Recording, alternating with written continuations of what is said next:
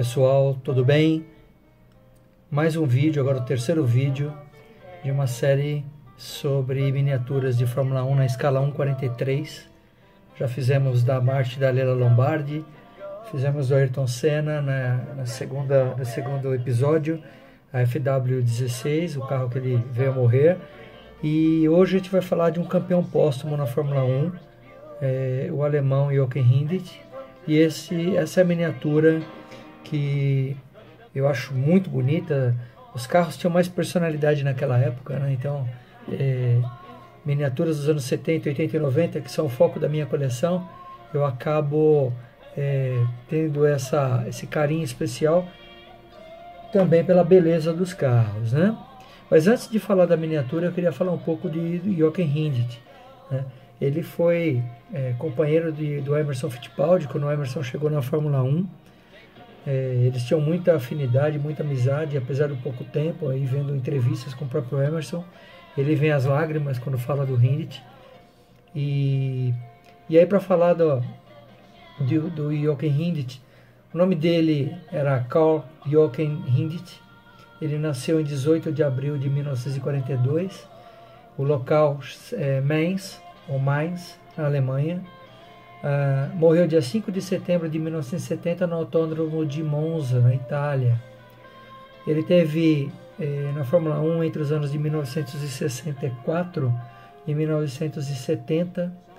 Pilotou pelas equipes Brabham, pela Cooper, pela Climax, pela Cooper Maserati, pela Brabham e, por último, pela própria Lotus.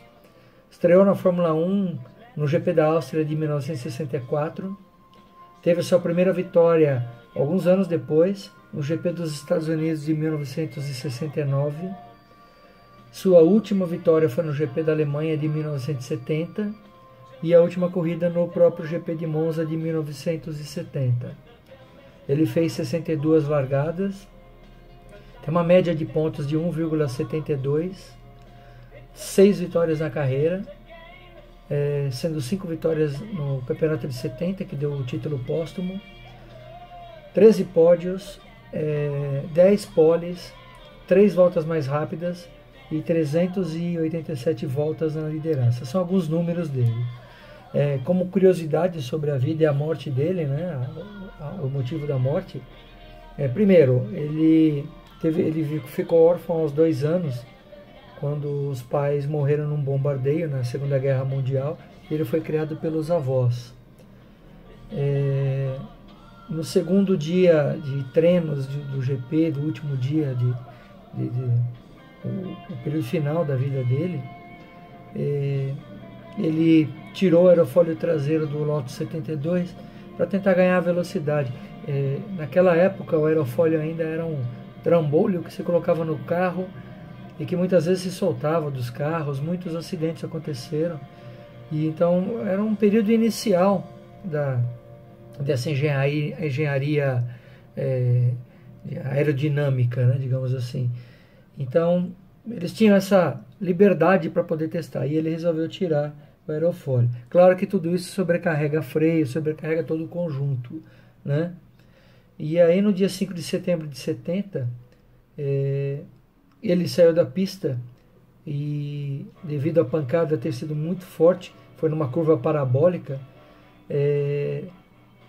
ele quebrou um semi-eixo, né, por fadiga de material, e aí perdeu os freios. A Lotus bateu no guarda-reio e ele estava sem o cinto de 3 pontos. Também era outra imprudência daquele momento, né? Hoje não seria permitido. E aí ele foi jogado para frente com a batida no guarda-reio e ele teve a garganta cortada na borda do painel. Quer dizer, algo inimaginável hoje em dia, mas que nos primórdios da Fórmula 1, a Fórmula 1 tinha 20 anos, né? Ela começou em 1950, então ela tinha 20 anos de organização, mas a engenharia automotiva estava ainda desenvolvendo muitas coisas, né? Ainda se desenvolve muito, imagina naquela época. E aí ele tinha muitos pontos na frente, né, do seu concorrente, das Ferraris, e ele acabou sendo declarado campeão póstumo, e é o único caso da história, né, de um campeão pós-mortem, né.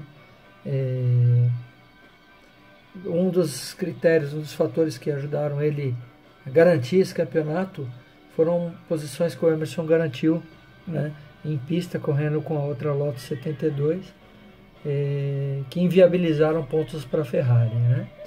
Falando da miniatura, eu não tenho a tiragem, eu entrei no site da própria Mini Champions, não é sempre que a gente tem o volume de miniaturas que foram feitas, né? Mas trata-se de uma miniatura muito bonita também, é muito bem detalhada, as cores, né, do patrocínio maravilhosas, uma combinação que a Lotus sempre teve, né? A Fórmula 1 ela tinha patrocinadores muito bonitos em cores e grafias e desenhos. O cigarro faz mal, todo mundo sabe, mas o dinheiro e as pinturas dos carros de Fórmula 1 e outras competições, vindo da indústria do tabaco, fizeram carros emblemáticos, né? E esse então é o carro do Jochen Rindt. Existe essa miniatura com o número 2 na lateral, essa com o número 5 e existe com o número 6 também, né? Mas uma miniatura feita pela Mini Champions com bastante estudo, carinho, desenho muito bem feito, as proporções, né, dá para ver aqui, as proporções são muito legais, o próprio desenho do piloto também, o macacão branco que o Rindt usava, o capacete escuro, né? Enfim, uma miniatura muito bonita, que vale a pena se ter numa coleção. Para finalizar aquela pesquisa que eu faço sempre sobre valores, não encontrei no Brasil, encontrei apenas do Emerson Fittipaldi, que também tem e pretendo no futuro fazer um vídeo como esse, mas no exterior eu encontrei por R$ 189 no eBay e frete de R$ 58, então dá para se ter uma base mais ou menos do valor a ser pago aqui no Brasil caso exista alguma venda, né?